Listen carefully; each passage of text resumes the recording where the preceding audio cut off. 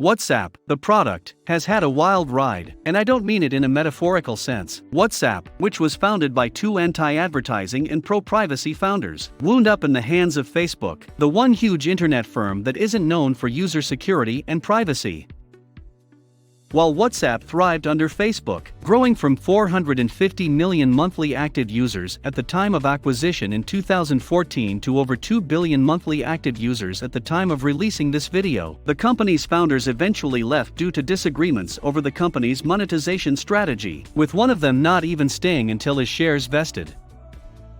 In this video, we'll follow WhatsApp's history, the product, the early monetization techniques, the ones it employs now, and the ones it plans to use in the future. And, while we're doing all of this, we'll go over all of the main directional shifts, because understanding about how WhatsApp makes money without all of that context would be a waste of your and our time. Before we get into the video, allow us to mention that nothing mentioned in this video is financial advice, and we are not financial advisors. We would recommend you ensure that you conduct a due diligence process before making any decision that may affect your financial portfolio. If you are looking forward to seeking external advice, head out to your trusted financial advisor, who has a clear idea of your financial situation. Having said that, let us get into this video. What was the origin of WhatsApp? Jan Koum and Brian Acton worked together at Yahoo for 9 years, from 1998 to 2007, before founding WhatsApp in 2009. Both of them applied for positions at Facebook during the time between leaving Yahoo and founding WhatsApp, but were turned down. After purchasing an iPhone in January 2009, the founders felt that the app industry was an untapped sector with room to grow. This was back in July 2008, when the Apple App Store had just been open for around 6 months. It wasn't even a messaging app when the original version of WhatsApp was released. Users could only update their statuses, which were visible to others in their network. After Apple launched push notifications in June 2009, which allowed users to be notified when someone in their network updated their status, WhatsApp saw an increase in user traction. Users enjoyed this feature so much that they started using it to ping each other, leading to the app's transformation into an instant mobile messaging service. WhatsApp version 2.0 introduced the messaging feature, which is currently at the heart of the service, and the service's user base rose to 250,000 users. By early 2011, WhatsApp has amassed a large number of users. As the app increased in popularity, the founders began to attract the attention of potential investors. The creators, on the other hand, were adamant that they intended to establish an ad-free product, and that accepting venture capital would compel them to compromise on their ideals. The founders detested commercials and were not interested in ad-based monetization, according to a 2012 post on the WhatsApp blog titled "Why We Don't Sell Ads." A large chunk of any corporation that sells ads spends their day tweaking data mining, building better code to collect all of your personal data, upgrading the servers that house all of the data, and making sure it's all being tracked, collected, sliced, packed, and delivered out. And, at the end of the day, the outcome was as follows: a slightly different advertising banner in your browser or on your mobile screen. Remember that you, the consumer, are the product when it comes to advertising. Our engineers spend all of their time at WhatsApp resolving bugs, introducing new features, and smoothing out all of the kinks in our mission to offer rich, inexpensive, and reliable messaging to every phone on the planet. That is both our product and our passion. Your information is completely absent from the picture. We simply have no interest in any of it. Despite their aversion to receiving venture capital, the WhatsApp founders accepted $8 million from Sequoia Capital in April 2011, but only after they were assured that the service would remain ad-free. By February 2013, WhatsApp had surpassed 200 million active users, and Sequoia had invested another $50 million at a valuation of $1.5 billion. But how did WhatsApp make money in its early days if there were no adverts, and no plans to add them in the future? WhatsApp used the freemium business model in its early days, where the app was free for a year to entice users, and then paid a tiny yearly membership price of 99 cents for continuous usage. Many users, on the other hand, never paid a penny to use WhatsApp because the service was automatically renewed when their free trial period ended. The Facebook purchase. WhatsApp had 450 million monthly active users worldwide in 2014, when Facebook bought it for $19 billion. In retrospect, the acquisition, like Facebook's acquisition of Instagram, not only helped the firm maintain dominance, but also offered it a significant operational advantage in the future. However, Sequoia Capital, which made $3 billion on a $58 million investment, was the instant winner of this deal, not Facebook. If you're wondering why WhatsApp's founder went forward with the deal, one of the reasons was that Facebook wanted WhatsApp to be able to function independently and pursue its goal. Following the acquisition, the creators wrote on the WhatsApp site, "Today, we're announcing a collaboration with Facebook that will allow us to keep pursuing that straightforward goal. This will allow WhatsApp to expand and thrive while also providing myself, Brian, and the rest of our team more time to focus on creating a communications service that is as quick, inexpensive, and personal as possible. For you, our users, nothing will change, nothing. WhatsApp will continue to be self-contained and operate independently. For a small charge, you can continue to use the service. You can use WhatsApp no matter where you are in the globe or what smartphone you are using. You may also rest assured that no advertisements will interrupt your conversation. If we had to compromise on the essential ideas that will always define our company, our vision, and our product, there would have been no cooperation between our two companies. WhatsApp is now available to all users for free." The next major development in the WhatsApp tale occurred in January 2016, when the service was made available to all users for free. The founders of WhatsApp spelled out their new strategy for financing WhatsApp, which, predictably, did not include ads, in the same blog post that stated WhatsApp will no longer charge money to customers.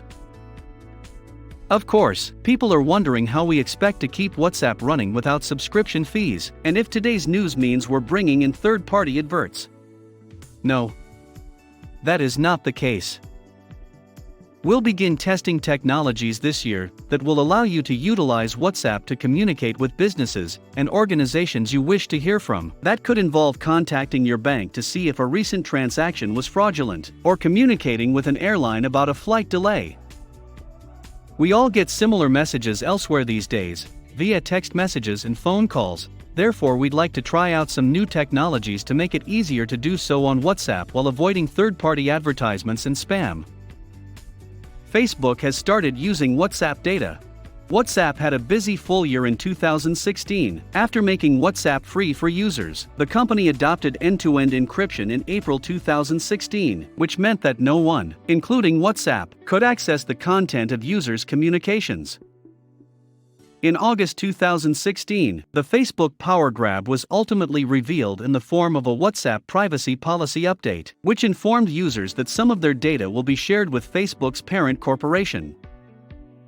WhatsApp wrote in a blog post about why the privacy policy was being updated, saying, "By coordinating more with Facebook, we'll be able to do things like track basic metrics about how often people use our services, and better fight spam on WhatsApp. And by connecting your phone number with Facebook systems, Facebook can offer better friend suggestions and show you more relevant ads if you have an account with them. For example, you might see an ad from a company you already work with, rather than one from someone you've never heard of. You can learn more, including how to control the use of your data, here." WhatsApp's founders are leaving the company.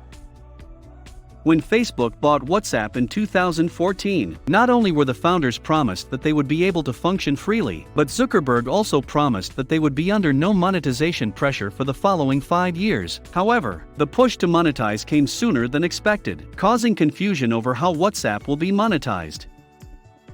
While Facebook wanted to include advertisements in WhatsApp, which had previously been adamantly anti-ads, Brian advocated a metered user model, in which users would be charged after a specific number of messages were sent. Brian's proposal was rejected by Facebook, prompting him to leave in September 2017 without even waiting for his shares to vest, resulting in a loss of $850 million. Jan Koum followed suit, leaving in April 2018 when his vesting time had expired. So, how does WhatsApp make money now?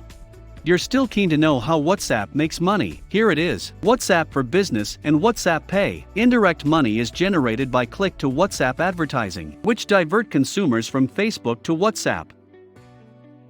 Let's take a closer look at each of WhatsApp's existing revenue sources to gain a better understanding of them. WhatsApp for Business.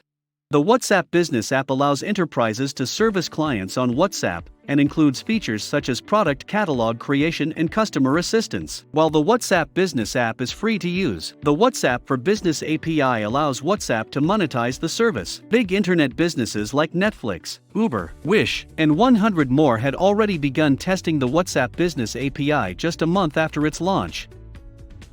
WhatsApp makes money by charging businesses who have registered for slow responses. Businesses can respond to customer messages for free for up to 24 hours, but they will be charged a price per message for delayed responses, which varies by company. The late response price on WhatsApp not only encourages businesses to prioritize providing help on the platform, but it also ensures that customers prefer to communicate with businesses via WhatsApp since they can expect speedy responses. WhatsApp can charge for messages above a specific level or reduce the free window after businesses and customers have become accustomed to utilizing it as a means of communication.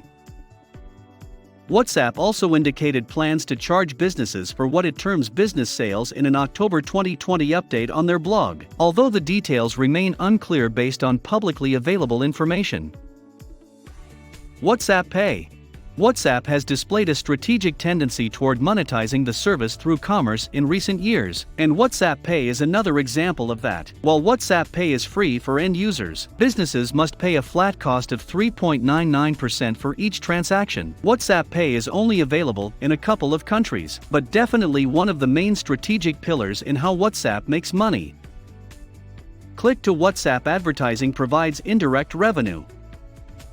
Apart from WhatsApp for Business and WhatsApp Pay, WhatsApp also makes money through click to WhatsApp advertisements, which are ads that redirect people from Facebook to WhatsApp. These ads are not seen on Facebook or on WhatsApp, because these ads do not appear in the WhatsApp app. Attributing their earnings only to WhatsApp would be wrong. Rather, it is one of the ways in which Facebook uses WhatsApp to raise revenue.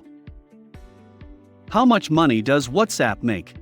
Except for Facebook, no one knows how much money WhatsApp makes because the parent corporation does not disclose the income breakdown of the several products it operates. According to Facebook's 2014 Form 10-Q, WhatsApp made a meager $1.28 million in the 9 months leading up to September 30, 2014, but that was back when WhatsApp charged customers a $1 per year subscription after the first year. Forbes forecasted in a January 2016 report that WhatsApp's average revenue per user would be $4 by 2020, generating $5 billion in income for Facebook. However, the projections were incorrect since they projected WhatsApp would reach 1.3 billion total monthly users by 2020, a figure it has already surpassed by the middle of 2017. Forbes increased its revenue predictions for WhatsApp in November 2017, ranging from $5 billion to $15 billion, with an average income per user of $4 to $12. Even though WhatsApp's earning potential is still far from being reached, the product is likely to contribute more to its parent company's basic revenue in the future years. So, that is our analysis about how WhatsApp makes money. Thank you for stopping by to watch. Please consider giving this video a thumbs up and subscribing to the channel. Make sure the bell notification is turned on so you don't miss any new information from us. Also, don't forget to share your investing opinions. In our next one, we'll see you all again.